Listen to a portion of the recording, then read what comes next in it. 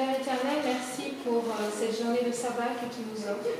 Nous avons l'opportunité de passer du temps avec toi, un temps supplémentaire de bénédiction. Nous te demandons de nous accompagner. Maintenant que nous allons faire l'introduction de la prochaine leçon, nous te demandons de ton esprit afin que nous puissions partir de ce lieu rempli de toi et des instructions que tu as pour nous. En ton nom et pour ta gloire. Amen. Amen. Amen. Bien, la semaine prochaine pour l'éducation, je ne vais pas faire les leçons telles que le questionnaire nous le présente. Avec des éléments qui peuvent nous aider, qu'on soit parents, qu'on soit animateur, dans le cadre professionnel ou dans le cadre ecclésial, quelques éléments qui puissent nous être d'utilité lorsqu'on a affaire à des enfants et qu'on veut donc grandir.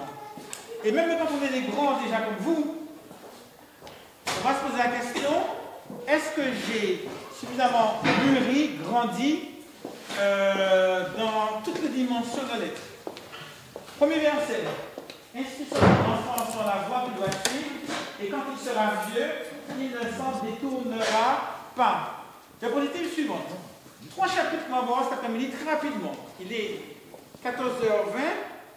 On donne 40 minutes pour voir cela et puis un petit moment de questions si vous en avez. D'accord?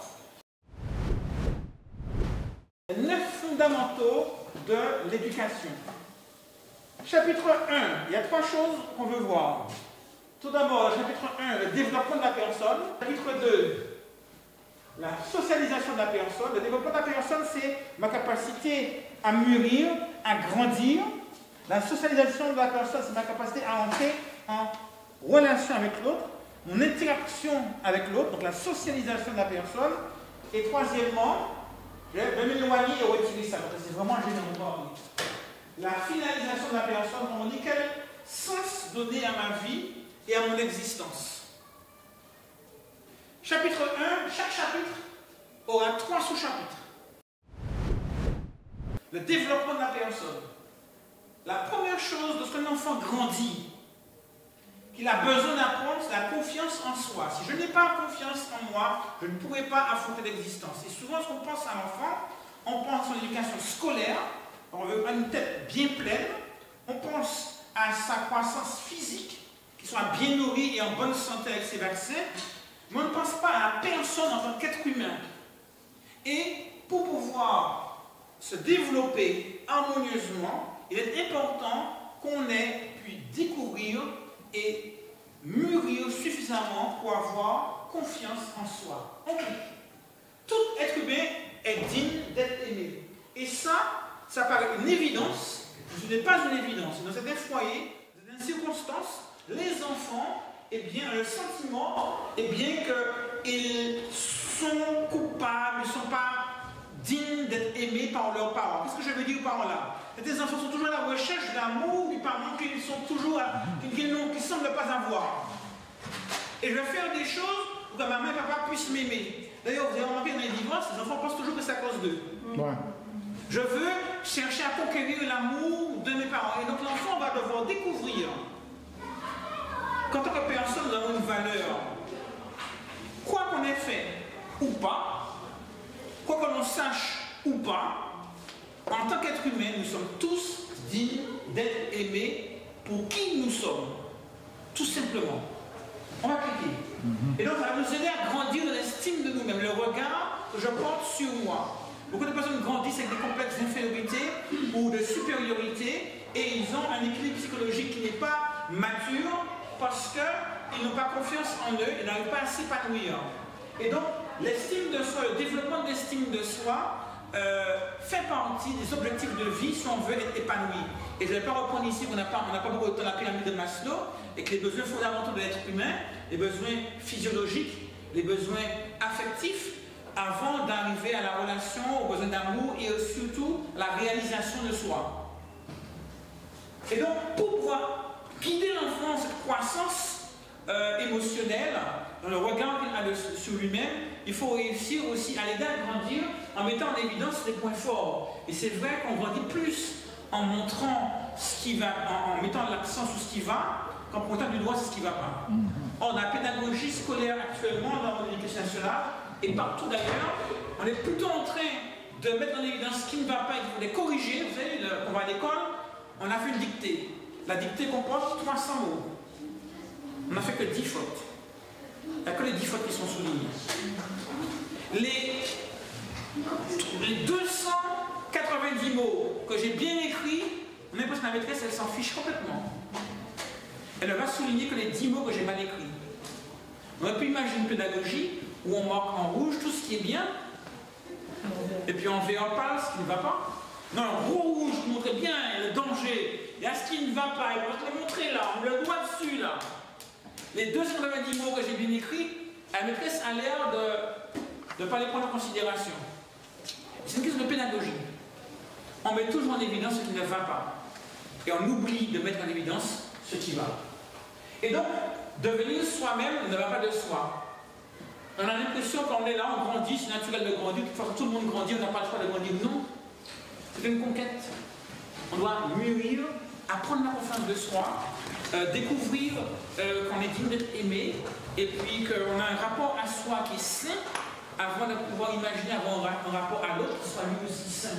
Et pour ce faire, on va découvrir qu'il y a des choses qu'on fait bien, des choses qu'on fait mal, des choses qu'on réussit, des choses qu'on n'arrive pas à faire, et l'échec fait partie de la vie et ne devrait pas être source de découragement. Comme l'a dit Nelson Mandela, je ne perds jamais. Soit je gagne, soit j'apprends. Parce que même dans l'échec, je peux grandir, je peux apprendre. Et ça fait partie des éléments qui vont permettre à l'enfant de grandir et de prendre confiance en lui et de s'accepter tel qu'il est avec ses forces et ses faiblesses. Donc, même si on a un objectif, même si on a une ambition, même si on a une exigence, on doit accepter l'enfant tel qu'il est. Et faute de l'accepter avec ses forces et ses faiblesses, eh bien, on risque de créer une distorsion de son rapport à lui-même et de son rapport à l'autre. Personne n'est parfait. Tout le monde a ses forces et ses faiblesses. Et c'est avec ses forces et ses faiblesses qu'on va de l'avant et qu'on avance.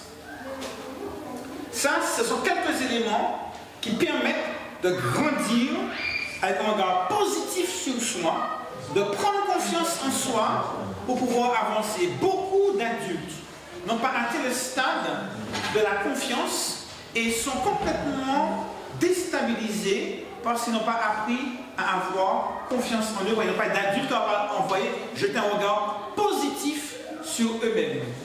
La vie n'est pas facile et souvent le regard des autres peut être dévalorisant.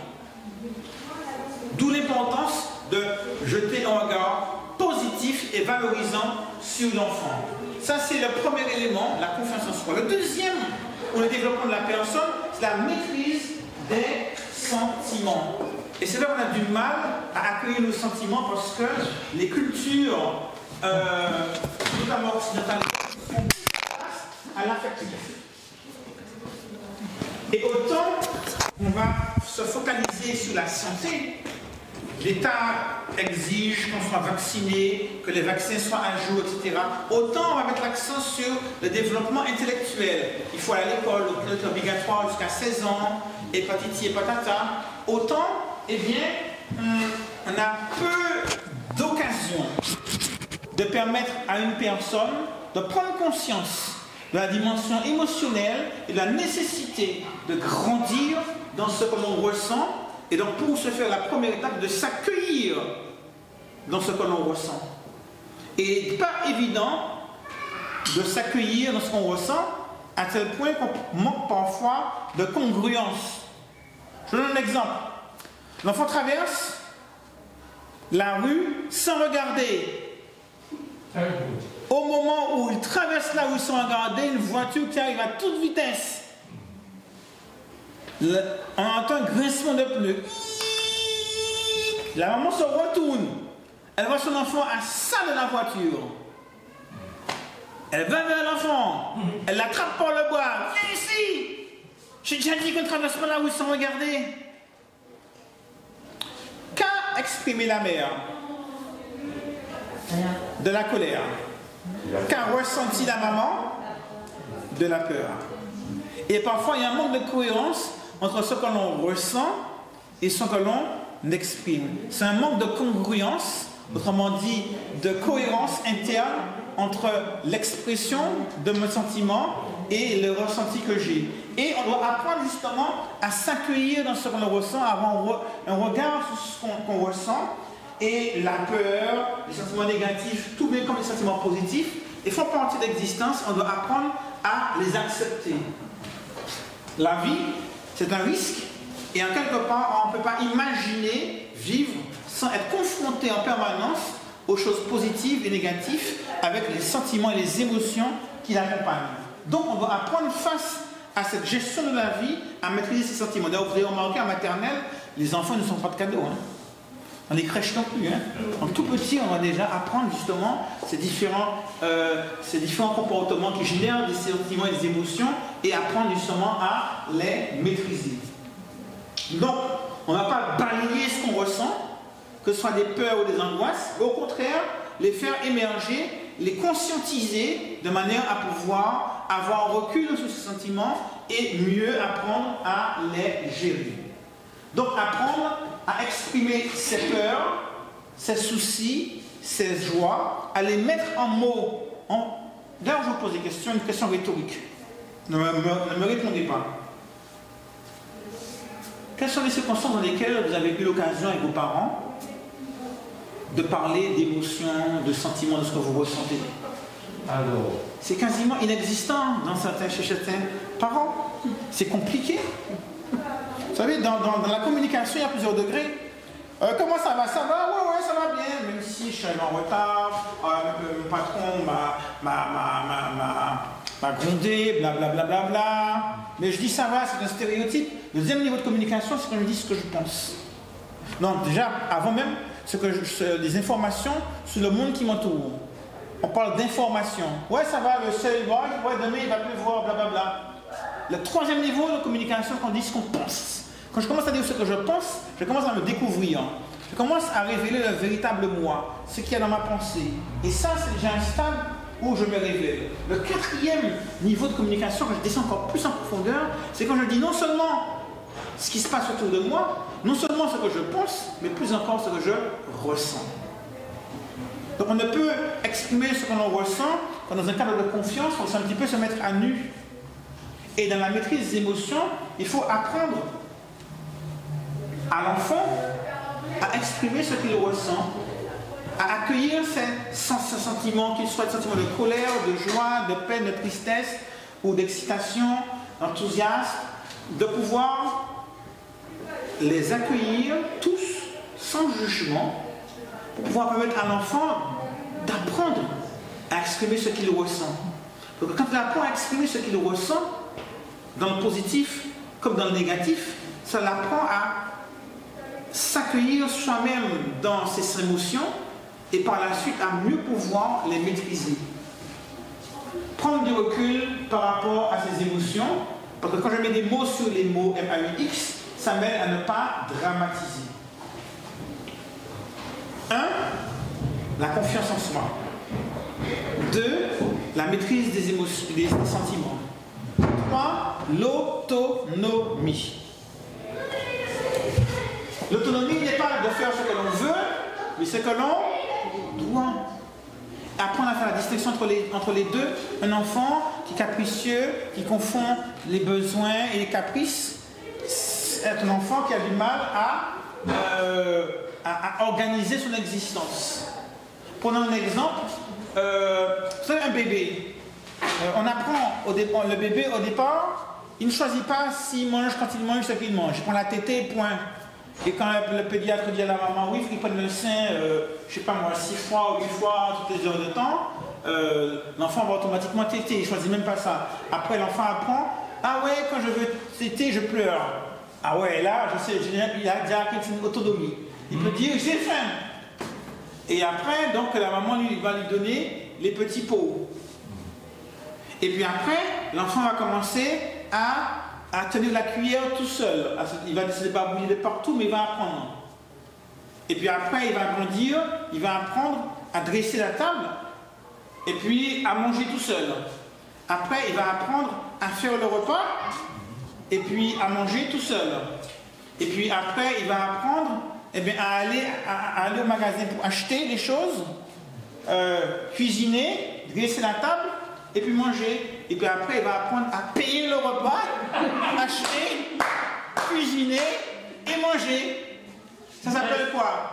Il va acquérir progressivement une certaine autonomie. Et le but de l'éducation, c'est que l'enfant devienne autonome, qu'il puisse se mouvoir dans l'existence, parce qu'il aura appris donc à un métier, il aura appris à travailler, il aura appris à faire des choses, capable de voler de ses propres ailes pour construire donc son propre foyer.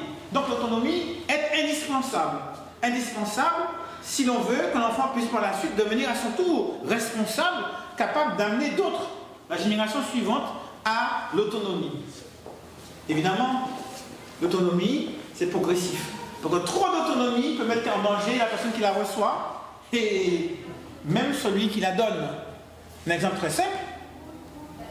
Pour traverser la rue, mon enfant il a 5 ans, je le tiens par la main et tu n'iras pas plus loin que la longueur de mon bras.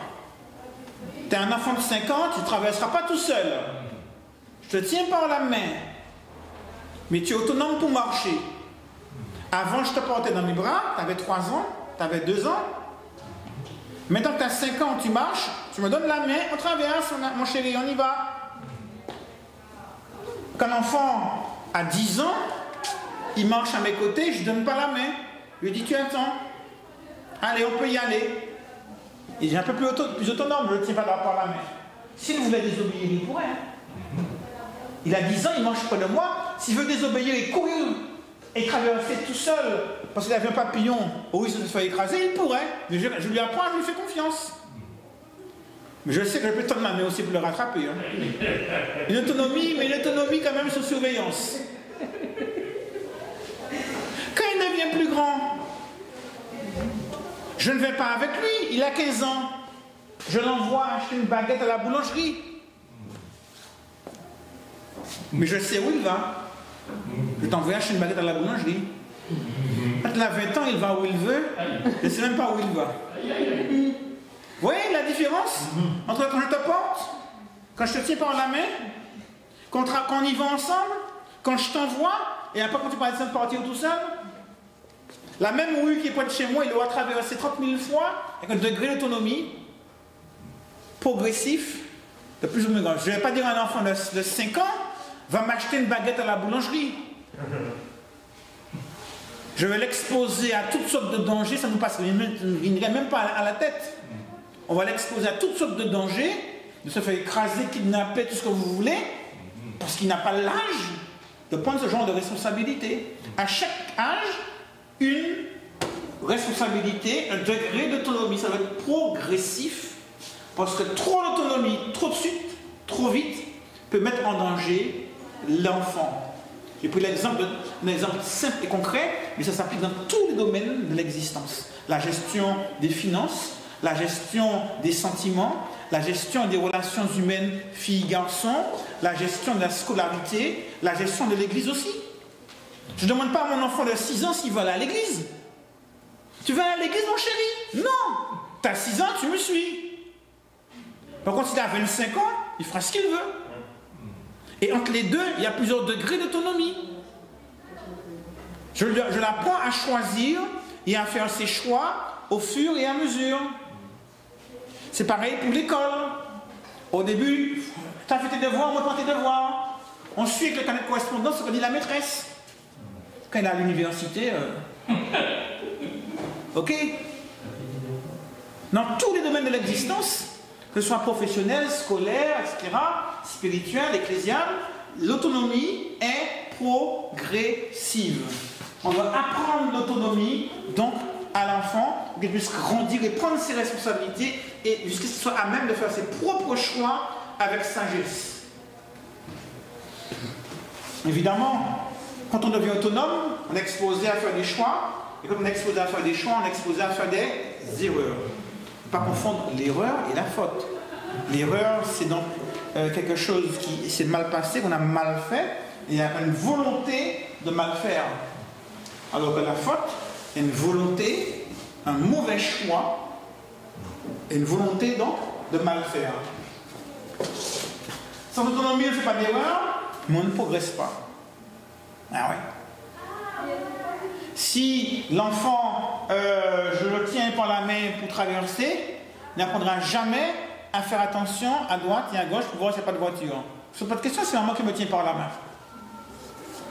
Donc je n'ai pas besoin de développer les qualités qui m'apprendraient à bien traverser la rue. Il en va de même pour l'église, pour l'école, pour le travail, pour tout.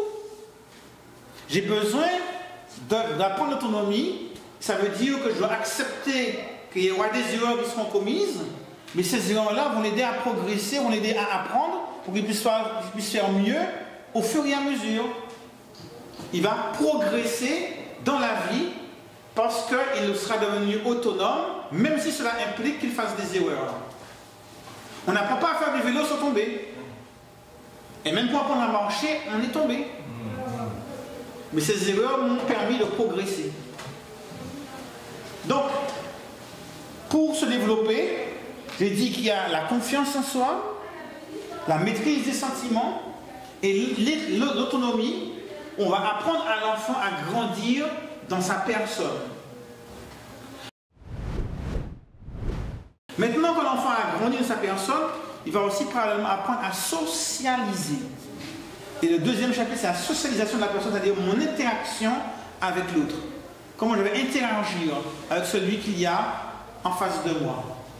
Alors, le premier domaine qui va m'aider à socialiser, c'est l'acceptation des règles.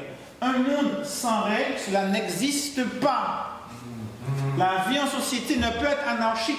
Pour conduire, il y a des lois qu'on appelle le code de la route. Dans le domaine financier, il y a des règles. Dans le domaine professionnel, il y a des lois. Même à l'église aussi, il y a des règles. Il y a des lois. Quoi qu'on fasse, où que l'on soit, la vie en société implique nécessairement des règles. Je ne pourrais pas interagir avec l'autre si je n'ai pas appris très tôt qu'il y a des règles. Ça commence à la maison. Il y en a qui pensent que la vie c'est une démocratie, etc. Blablabla. Bla, bla. Ça c'est limite. Hein. On n'est pas vraiment démocratique à la maison.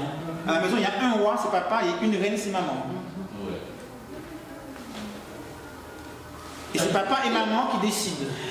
Et papa et maman vont décider à quel moment on devient autonome. Là, Wilfried qui fait signe. Mais, je sais, mais Wilfried, tu as bien entendu le chapitre précédent, elles sont quasiment à l'âge où l'autonomie est déjà pas mal grande.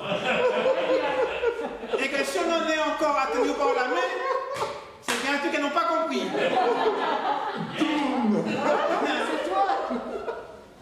N'est-ce pas? Autrement dit, on accepte que les règles, l'existence de règles, de contraintes et d'interdits. Souvent, il y a des enfants, il y a eu l'époque où les enfants rois. Oh, pour le développement, sa propre petite personne, il ne faut pas lui dire non, il faut lui dire tout. Les enfants, j'ai vu des enfants donner des coups de pied à leur maman, des enfants de 6-8 ans. Dans la rue, j'ai vu ça à Paris. Si vous avez déjà vu l'émission Super Nanny? Oui. Non, mais on a vu des exemples d'enfants rois, mais c'est la dinguerie où l'enfant, il fait ce qu'il veut, il n'a pas de règles. Or, ces enfants-là sont profondément malheureux. Ils posent des colère. Et puis, quand Super Nanny arrive, il découvre l'existence de règles. Elle écrit sur un grand paragraphe les règles. Des lois. L'enfant devient calme. Et quand Super Nanny parle, l'enfant le prend dans les bras et tout content. On ne se rend pas compte, mais les enfants ont besoin d'être encadrés, d'être entourés pour pouvoir grandir de manière harmonieuse. Et s'il n'y a pas un cadre, ça part dans tous les sens. Vous savez, il y a une torture qui existe. On prend un individu, on le met dans une salle hyper insonorisée. Pas un bruit. Mais pas un bruit. Après, on met une petite brume. Et il n'y a pas un seul angle dans la pièce. Tout est rond. Et la pièce est toute monotonnée. On va annihiler l'ouïe, annihiler la vue, il ne voit rien, neutre du point de vue des odeurs, et un toucher à peine perceptible. Après, en beauté, ils deviennent fous. Quand il n'y a pas de limite, quand je parle, mon regard doit s'arrêter quelque part. Je dois pouvoir définir des formes, des couleurs, toucher du dur, des objets, entendre des sons. J'ai besoin de comprendre, d'appréhender mon environnement. Et si je n'ai pas de limite, si je n'ai pas de règles, l'enfant est perturbé. Et la politique de l'enfant, tous les psychologues l'ont depuis longtemps décrié. Alors qu'ils ont mis ça en avant durant une décennie, maintenant tous les psychologues, les psychothérapeutes et autres disent que c'est la pire des choses qui existent. Un enfant a besoin de règles. Et ces règles sont là pour le respect de l'autorité, le respect des autres, le respect des équipements. Ce sont des valeurs que beaucoup n'ont pas eues, alors ils caillassent les pompiers, ils caillassent la police, ils caillassent tout ce qui bouge, que le rapport à l'autorité est complètement défectueux, dysfonctionnel. Évidemment, si j'apprends les règles, j'apprends à distinguer les besoins, le nécessaire du caprice. Je parlais des enfants rois il y a un instant, ça illustre parfaitement la nécessité de faire la distinction entre les deux. Souvent, quand on croit qu'il ne faut pas faire de la peine, c'est qu'on désire donner une bonne image de soi. En fait, c'est soi qu'on aime. J'ai peur que l'enfant n'aime pas trop, alors je vais passer à tous ses caprices. Comme ça, il sera content de moi. Il va me prendre pour un bon tonton, une bonne tati, une bonne maman. Dans la réalité, c'est des personnes qui ont une image de soi, une confiance en elles tellement dégradée qu'elles font des choses pour être dignes de l'amour de leur enfant et s'assurer que leur enfant va les aimer. Vous voyez ce que je veux dire? Comment on va transmettre de génération en génération un dysfonctionnement? Une rigidité excessive, à l'opposé, va étouffer le développement de la personne. Il faut être équilibré. Autant il faut dire sans règle, l'enfant est complètement perdu. Une sévérité excessive va étouffer l'enfant. Donc vous trouvez l'équilibre dans la mise en place de règles qui vont permettre de constituer un cadre épanouissant pour l'enfant tout au long de son développement et dans son rapport, dans son apprentissage du rapport à l'autre. C'était le premier chapitre. Deuxième chapitre, dans l'interaction, c'est la reconnaissance de l'autre. La vie en société, c'est la rencontre avec l'autre. Socialiser. Il y a des enfants des parents qui disent « Ouais, mon enfant fait l'école à la maison, on fait toi à la maison, on fait toi à la maison. » La moralité de l'histoire, quand on est dans le contexte de la vraie vie, surtout paniquer. Ils ne savent plus comment faire. Des vrais autistes. Des gens qui ne savent pas comment gérer un groupe. Vous savez, mine de rien, la vie en groupe, c'est un nombre de règles infinies qu'on apprend de manière intuitive. Et ces règles-là, on les connaît tous, plus ou moins bien, en fonction de notre culture. Il y a des personnes, quand vous rencontrez une personne âgée, une adulte, qui est du sexe opposé, un enfant, etc., il y a des choses qu'on va dire, faire, etc. C'est écrit nulle part.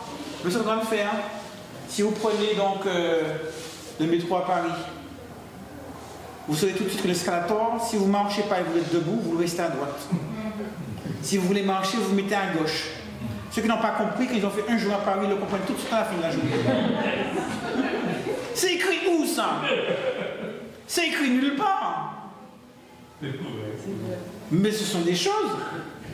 Et il y a des choses très simples que les autistes nous montrent, mais qu'on a fait tellement intuitivement qu'on ne sait pas. On marche sur le trottoir dans la rue, on va croiser quelqu'un. On est exactement en face de l'autre. On ne va pas se rentrer dedans. On va décoder à un moment donné. Si tu iras par la droite, je vais à gauche, si tu vas à gauche, je vais à droite. On va décoder des signes qui font qu'on va toujours se croiser sans faire un accident et un constat sur la route. On décode beaucoup de choses. Vous êtes au resto universitaire. Vous arrivez, c'est bondé. Il y a une table de 4 là, 4 places, il y a une seule place de disponible, là il y a 3 filles en train de discuter, je m'assieds à cette table. C'est normal? Ouais. Ça veut rien dire ça. Ok. Le lendemain, je vais dans le lycée universitaire. Pareil, mais seulement il n'y a plus une table de vide. Et puis j'ai assez 3 filles à la table et une seule place dans cette table-là. Je vais m'asseoir sur cette table-là comme la veille. Ça veut dire quoi ça? C'est un autre message, je vais au fond. C'est déjà un autre message. Après, sur cette table-là, c'est normal. Mais où vais-je m'asseoir? Elle est assise là, je vais m'asseoir là. Je m'assois en face d'elle, c'est notre message déjà. La gestion on l'a intuitivement. Il y a bien de la place nulle part, vous mettez là. Mais si toutes les places sont vides, il n'y a qu'une seule table, il y a une seule personne, c'est où vous allez. C'est un message. Et selon que vous êtes en face, à côté ou en diagonale, le message change. Donc, il y a quantité de règles non écrites comme ça, avec lesquelles on gère au quotidien. Dans l'église, il y a tout plein aussi des règles. Hein. Où qu'on soit en société, il y a des règles. Alors, lorsque je rencontre l'autre, souvent je suis amené à parfois me confronter à l'autre. On le voit tout petit dans les crèches ou en maternelle. Il y a plusieurs attitudes possibles. Ça peut être l'affrontement, la fuite, la séduction, les différences. Et l'acceptation. L'acceptation, bien que nous sommes différents, que cette différence peut être une richesse, plutôt que l'objet d'une confrontation. Donc accepter l'autre dans sa différence, eh bien, mène à la reconnaissance, parce que je prends conscience que même si on n'est pas d'accord, c'est pas grave. C'est pas grave de ne pas être d'accord. C'est pas grave de penser différemment. C'est pas grave d'être différent. Et c'est le préalable à la différence ethnique, culturelle, sociologique. L'autre est différent. Et ce que je crois comme étant inacceptable ne l'est pas pour l'autre. Et alors? Samedi, on disait oui, qu'il y a 200 ans, pour se baigner, on met un petit peu de parfum. On n'a pas à juger ces gens-là. C'est leur culture, c'est leur époque. C'est la raison pour laquelle on ne parle pas de gens non civilisés. On ne parle plus de gens non civilisés. Ils ont leur propre civilisation. Si les en Amazonie se promènent sains dehors avec juste un petit peu, quelques feuillages devant, qui sommes-nous pour juger leur culture? L'acceptation de l'autre dans la différence. Pour que c'est la non-acceptation de ce genre de différence qui fait que demain, eh bien, on n'accepte même pas l'autre parce qu'il est blanc, parce qu'il est noir, parce qu'il est chinois. Ou parce qu'il est musulman, parce qu'il est ceci. L'autre n'a pas à être comme nous. Nous ne sommes pas la norme. Notre culture n'est pas la norme. Notre civilisation n'est pas la norme. On accepte l'autre dans sa différence. Et cette différence se manifeste par la manière de s'habiller, de parler, sa culture, etc. On n'a pas à avoir une exigence pour l'autre au prétexte que nous sommes exigeants pour nous. Donc, on ne se compare pas. D'ailleurs, quand je commence à me comparer à l'autre, je m'expose à être malheureux. Il y aura toujours un plus beau, un plus riche, un plus ceci, un plus cela. Alors, si vous commencez à vous comparer, vous êtes mal barré. Vous regardez à gauche, vous dites, ah ouais, c'est là, ouais. Quand vous regardez à droite, oh mince. Donc, grandir et accepter l'autre, ce n'est pas se comparer à l'autre, c'est se comparer à soi. Je vais être meilleur aujourd'hui que je ne l'étais hier. Je vais être plus en avant aujourd'hui que je ne l'étais hier. Et j'espère que je serai davantage demain. Je vais croître intellectuellement, professionnellement, dans toutes les dimensions de l'être. Ce n'est pas un manque d'ambition, mais ce n'est pas la comparaison à l'autre qui me fait me sentir bien. Si j'ai besoin de sentir que l'autre est moins que moi, pour me sentir bien, c'est que j'ai un problème de confiance en moi. Vous connaissez l'enfant, hein? Ah non papa, toute la classe a une mauvaise note. Ah non, pourquoi toute la classe a une mauvaise note, ta mauvaise note est moins mauvaise? Quand elle a une mauvaise note, de me dire que toute la classe a une mauvaise note, ça ne m'aide pas beaucoup. Hein?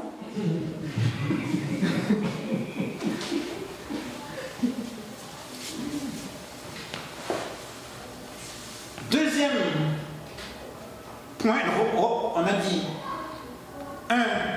Acceptation des règles. Avant ça, 2. Reconnaissance de l'autre. Et 3. Maintenant, la participation au bien commun. Socialiser, c'est faire partie de tout. C'est faire partie d'un groupe. Et c'est accepter que j'ai aussi moi ma part et ma contribution à l'œuvre de la construction commune. Vous savez, cette église existe parce qu'il y a des gens qui sont saignés pour la rendre possible, qui ont mis de la sueur pour ce carrelage, qui ont donné des offrandes pour acheter ce bois. Et nous allons faire des choses de générations à venir. Si je reçois cette route, l'infrastructure routière, ferroviaire, ce sont des biens, ce sont des collectivités. Si je regardais une fois un reportage dans un pays, je ne sais pas lequel, où on voyait des camionneurs, c'est un pays en Afrique, je ne sais pas lequel, où parfois, comme les routes étaient dégradées, eh bien, ils restaient pris dans la boue. Et un voyage de 50 km pouvait leur prendre 3 jours. Alors que ça nous faisait une demi-heure ici. Et je me disais, mais pourquoi chaque camionneur, quand il passe, n'amène pas un petit lot de pierres pour boucher les trous? Parce qu'ils sont nombreux les camionneurs, c'est leur métier. Et si chaque camionneur amenait des pierres à chaque fois, après un bout de temps, la route serait praticable. Même en temps de pluie par tous, parce qu'il n'y aurait plus eu de boue. Quand chacun participe à l'effort commun, on est plus fort et on grandit mieux. Et la vie en société, c'est apprendre que j'ai une part à prendre dans la construction commune. Donc à la maison, tu vas apprendre à passer la serpillière, tu vas apprendre à débarrasser la table. En rentrant là, tu vas apprendre à participer à la vie familiale, à l'entretien de la maison. Ça fait partie de ta capacité à comprendre qu'on doit chacun participer au bien commun. C'est ainsi qu'on va s'intégrer et être partie prenante de la société à laquelle on désire s'attacher. Donc la participation évidemment est progressive par des tâches simples puis complexes. Et quand l'enfant s'implique, eh bien les compliments vont favoriser ce désir de rendre service, ce désir de donner encore davantage pour pouvoir participer au bien commun. Je vais aller un peu plus vite, parce que l'heure est arrivée. Évidemment, ça, c'est aussi l'expression de cette solidarité. Solidarité avec ceux qui m'entourent, mais solidarité intergénérationnelle. Parce que c'est ensemble qu'on est plus fort. Ce service que l'on a à la communauté, eh bien, est aussi un facteur d'épanouissement personnel. Donc j'ai dit que la personne va grandir parce qu'il va apprendre la confiance en soi, il va apprendre la maîtrise des sentiments. On a dit que le développement de la personne, c'est aussi, troisième point, qu'est-ce que j'ai dit déjà? Vous vous souvenez? C'est ma charrière. Non. Je grandis personnellement parce que je deviens autonome. Confiance en soi, maîtrise des sentiments, autonomie. Après, dans mon rapport à l'autre, deuxième chapitre, c'est là qu'on va apprendre l'acceptation des règles, ensuite la reconnaissance de l'autre et finalement la participation au bien commun. Troisième et dernier chapitre, on ira très vite, eh bien c'est la finalisation de la personne. Où là maintenant, je leur donner du sens à ma vie, du sens, tu peux avancer, du sens à mon existence. Et là, l'un des trois éléments interviennent. Le premier, c'est le travail. Dieu a créé l'homme, non pas pour être paresseux et s'asseoir, mais pour avoir une activité. Adam a reçu de Dieu une activité professionnelle. Et donc le travail n'est pas le résultat du péché. Ça fait partie de la nature de l'homme, et le travail est censé être quelque chose d'épanouissant, parce qu'il me permet de me réaliser. qu'il soit manuel d'ailleurs ou pas, qu'il soit pratique ou pas. Essentiel de reconnaître la finalité du travail. Bien sûr, toutes les personnes qui travaillent ne sont pas forcément épanouies. Donc on peut être dans un milieu stressant, on peut avoir un patron exigeant, et donc on peut même imaginer des gens qui travaillent dans les mines de charbon. Malheureusement, ce n'est pas toujours le cas. Et le travail n'est pas épanouissant parfois. Mais n'empêche que, même si c'est en dehors du cadre professionnel, pouvoir accomplir quelque chose. Même un bricolage, à la maison. C'est quelque chose qui nous amène à pouvoir prendre conscience qu'on peut créer, fabriquer et faire quelque chose, et c'est épanouissant de réaliser quelque chose. Le deuxième élément qui va me permettre de donner sens à mon existence, évidemment, c'est mon rapport à l'autre dans le lien affectif que j'aurai avec l'autre. Que ce soit mes parents, mes enfants, mes frères et sœurs, que ce soit l'amitié que j'aurai avec mes amis, que ce soit, eh bien, plus que l'amitié, l'amour que j'aurai pour un conjoint, un fiancé, etc. C'est un élément qui va donner sens et qui va équilibrer notre existence du point de vue du sens que nous voulons donner à notre vie. Et le dernier élément, eh bien, ce sera la vie spirituelle. Le dernier, mais pas le moindre. Mon rapport à Dieu va me permettre de faire le tout tenir de manière harmonieuse. Quand je parle de vie spirituelle, je ne parle pas de vie ecclésiale, simplement. Il faut distinguer la religiosité, tout ce qui est la religion à l'église, et la spiritualité qui est ma relation personnelle et intime avec Dieu.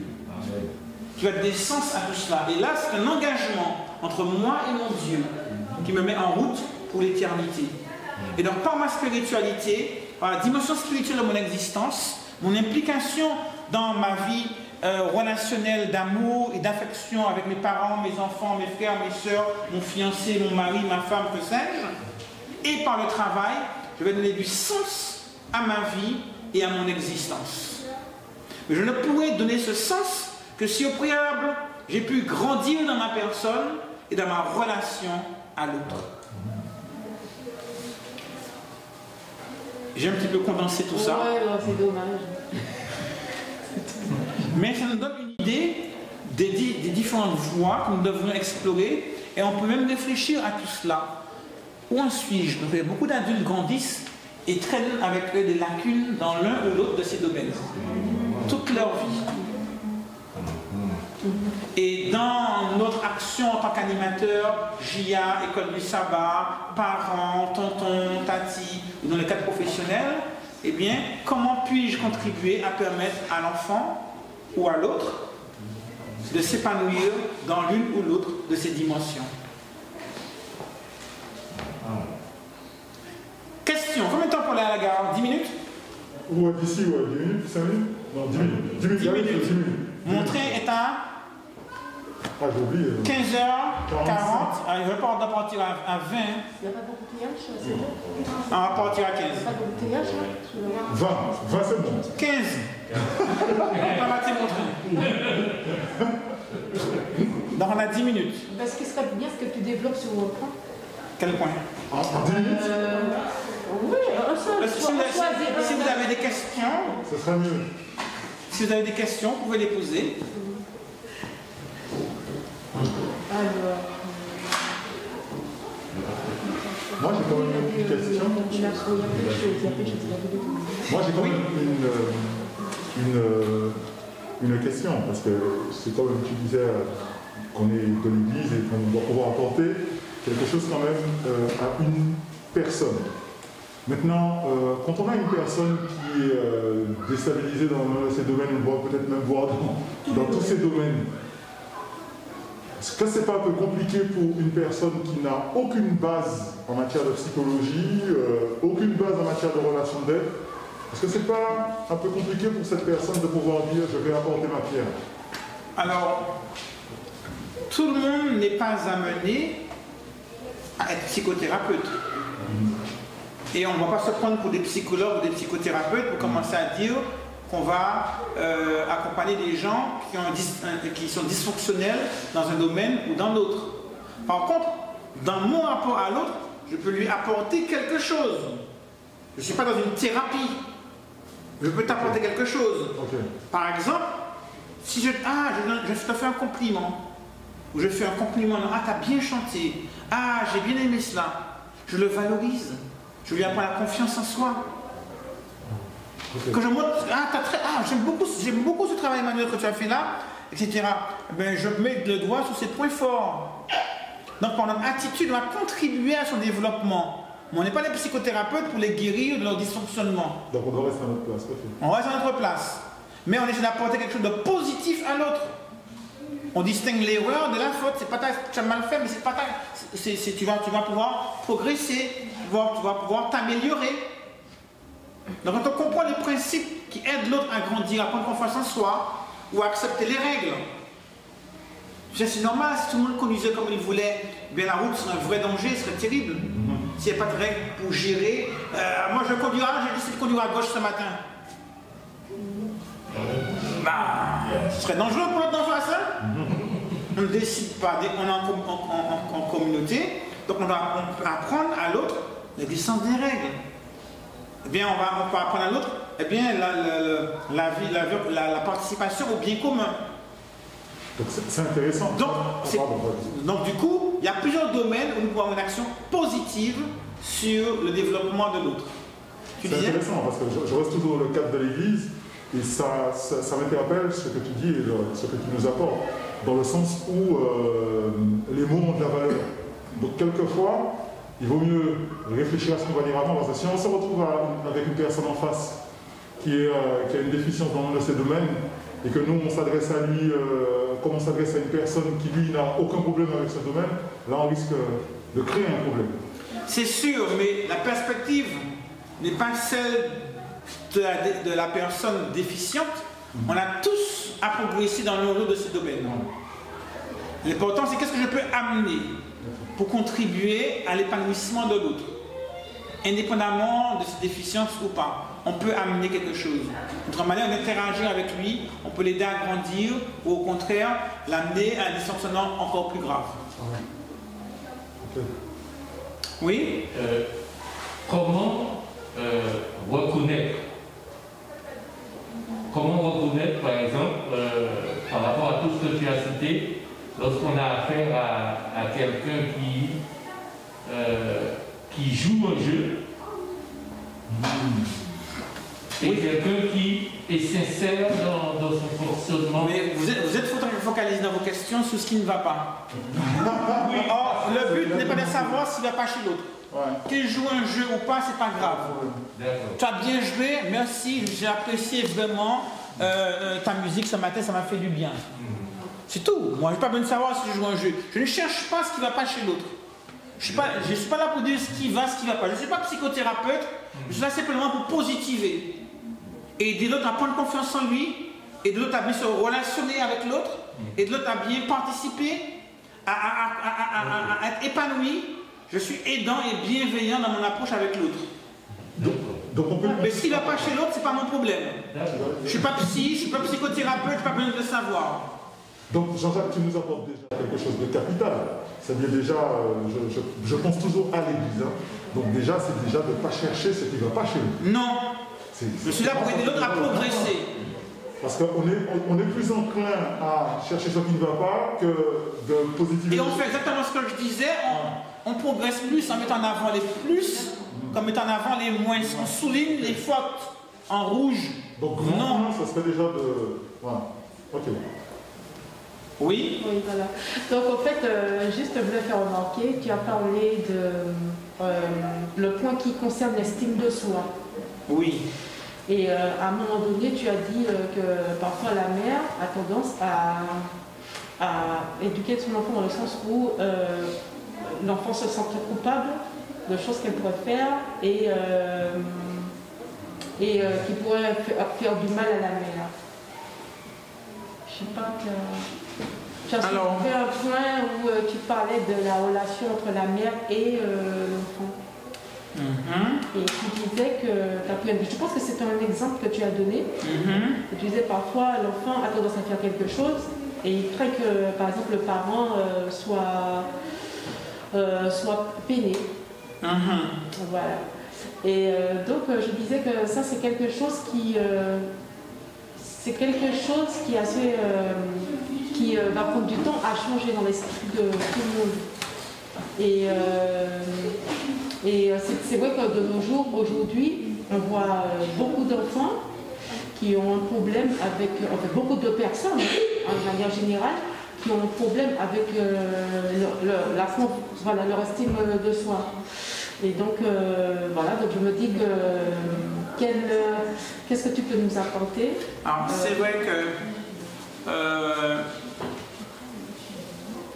quand je suis bienveillant avec ceux qui m'entourent, parce que ça se répercute à l'église. Quand je suis bienveillant avec ceux qui m'entourent, je deviens aidant. Parce que ça veut dire que j'accepte l'autre tel qu'il est, avec ses forces et ses faiblesses. Et j'essaie de mettre en avant ce qu'il y a de meilleur chez l'autre. Je le valorise dans sa personne. Tout ceci contribue à aider l'autre à grandir dans leur estime de soi. Il y a un psychologue qui disait qu'on a tous besoin de 2 compliments par jour pour être bien équilibré. Et parfois on est avare en compliments. Alors la bienveillance, le respect de l'autre dans ce qu'il est, l'acceptation de nos sentiments et de leurs sentiments, et cette bienveillance manifestée vis-à-vis de l'autre va contribuer à créer une atmosphère favorable à l'épanouissement des relations humaines et à son épanouissement personnel. Mais aujourd'hui, on a du mal à l'église de s'installer. Alors moi, je ne parle pas de l'église, je parle en général, et c'est vrai aussi bien pour l'église que n'importe où, au travail, voilà. à l'église, mais d'abord à la maison. Ce climat de bienveillance va équilibrer les uns et les autres. Vous savez, et je vais conclure là-dessus, la vie c'est comme un tabouret. Un tabouret à 4 pattes, je m'assieds dessus sans problème. Une patte représente l'église, mon engagement à l'église. Une patte représente la famille, ce que j'ai vu dans la famille. Une patte représente l'école, ou pour ceux qui travaillent, le travail. Une autre patte représente l'amitié et mes relations. Si je retire une patte, que ce soit l'église, que ce soit la famille, que ce soit le travail, que ce soit les amis, je tiendrai quand même, mais c'est pas aussi bien équilibré qu'à 4 pattes. Je retire 2 piliers, que ça foire à l'église, que ça foire au travail, ça devient un truc d'équilibriste. Et quand ça foire au travail, à l'église et à la maison, je vais voir un psy. Parce que là, je ne suis plus que... Et je ne vais pas tenir longtemps comme ça, je vais tomber, je vais m'écraser. Eh bien, veillez à ce que ces 4 piliers soient en bonne santé. Pour pouvoir avoir une vie épanouissante et équilibrée. Amen. Que Dieu vous garde, que Dieu vous bénisse. Merci. Je vous propose de clore ce temps d'échange par le chant qui dispose. Et après, vous le m'amenera à la gare. En tout cas, c'est un plaisir de vivre ce temps d'échange, cette journée avec vous.